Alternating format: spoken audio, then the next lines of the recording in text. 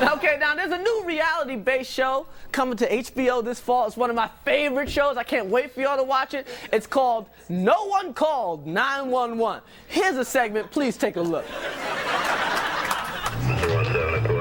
You could be a victim of an accident at any moment of your life. Suddenly, your life will depend on these professionals. At a moment's notice, they will be by your side unless no one calls 911. 101 cancellation receipt, thanks.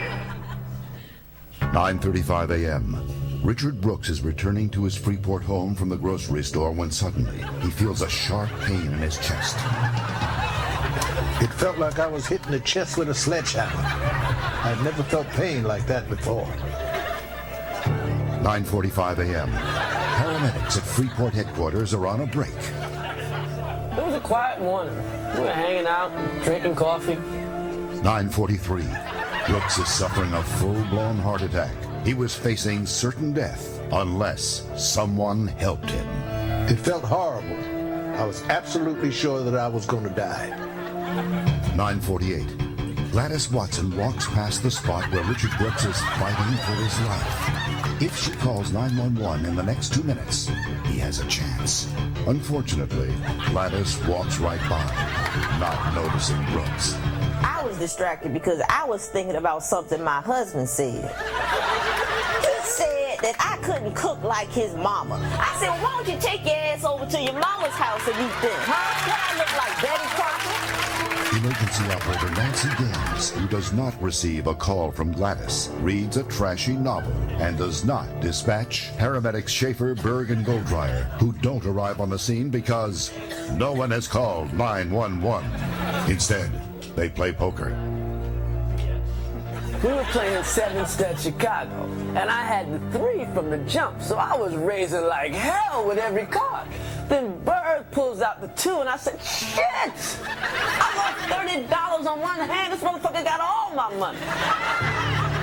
Heart specialist Zachary HAYMAN is a leader in his field. Had he been consulted, he would have brought Brooks back from the brink and saved his life. But since no one has called 911, he is going to the men's room to masturbate with a pornographic magazine. There's this one photograph of a woman. She has these shorts on with no top, and it's my favorite. 10:15 a.m. Brooks has lost all feeling in his extremities. Most of his major arteries are permanently damaged. At least I couldn't feel the pain, but I was acutely aware that my life was over, which is terrifying, let alone the terrible feeling of being neglected by the world, left there to die alone. And that's when those fellas showed up. Gang members Johnson, Sloan, and Green arrive on the scene. They immediately recognize Brooks' symptoms, knowing he was at death's door. They rob him because no one has called 911. Motherfucker only had $3 in his wallet. $3 in his wallet. That was bullshit. You know that was bullshit.